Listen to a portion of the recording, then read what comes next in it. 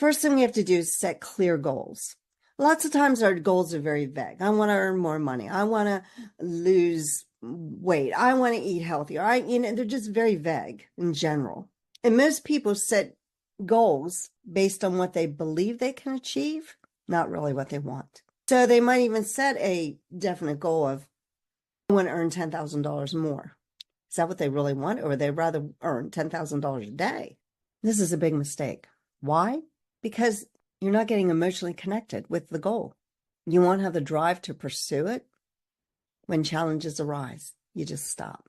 You need to set a goal that's worthy of you, a worthy idea, one that stretches you beyond your imagination, maybe, but certainly beyond your current situation.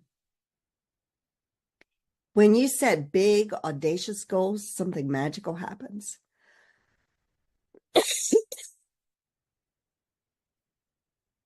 Your mind starts to look for ways to achieve, and you tap into a level of creativity and potential you didn't even know was there. With my clients, we focus on helping you identify that worthy ideal, that worthy goal worthy of you going after what you really want, not what you think you can get, but what you really desire. And that's the first step. And then we have to get crystal clear on your vision. Step 2, we have to reprogram your mind. We have to shift what we call a paradigm. Now, this is one of the most crucial steps, and it's something we talk about a lot in my programs. Essentially, a mental program that's been built over time through your beliefs, habits, and your past experiences. Most people's paradigms are filled with limiting beliefs like, I'm not good enough, I'm not smart enough, I'm not capable of success. These beliefs create this invisible barrier that stops you from reaching your potential. To unlock your potential, you need to shift your thinking, your thought patterns. My clients, and we go through this process of identifying the limiting beliefs and systematically replacing them with empowering ones. It's not positive thinking. It's about reprogramming your subconscious mind to align with your goals and your desires. I dive into how you can identify the specific beliefs that are holding you back and how to use daily practices like visualization, affirmations, and reflections to build new, empowering paradigms, new thought patterns. And this is where you start to feel the shift. You feel it in your whole body. And your mind begins to open to the new possibilities and potential that you have inside. Step 3 is taking action. Believing in faith over fear. One of the reasons that people miss their potential is that they let fear run the show.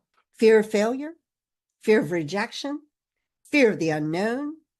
But here's the thing. Fear and faith are two sides of the same coin.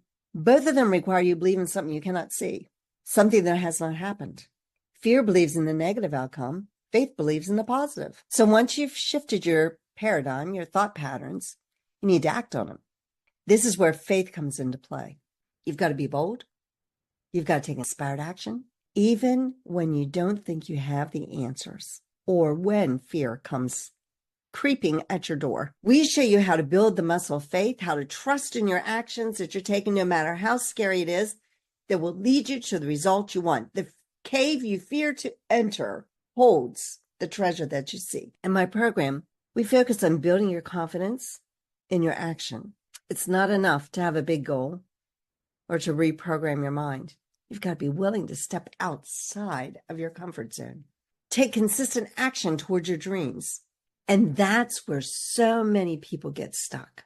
They stop right before the breakthrough, sometimes maybe out of fear of succeeding.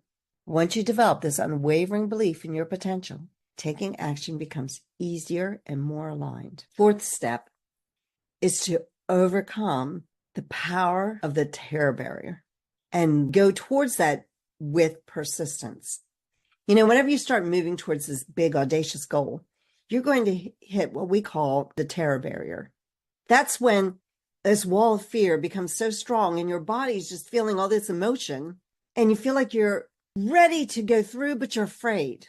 It's at that moment that everything inside of you is saying, stop, don't do it. Or as I often say, it's like having that angel and devil on each shoulder. And the angel's telling you to persist, and the devil's telling you can't do it. And you become so mixed in those two emotions that it gets really uncomfortable. And guess what?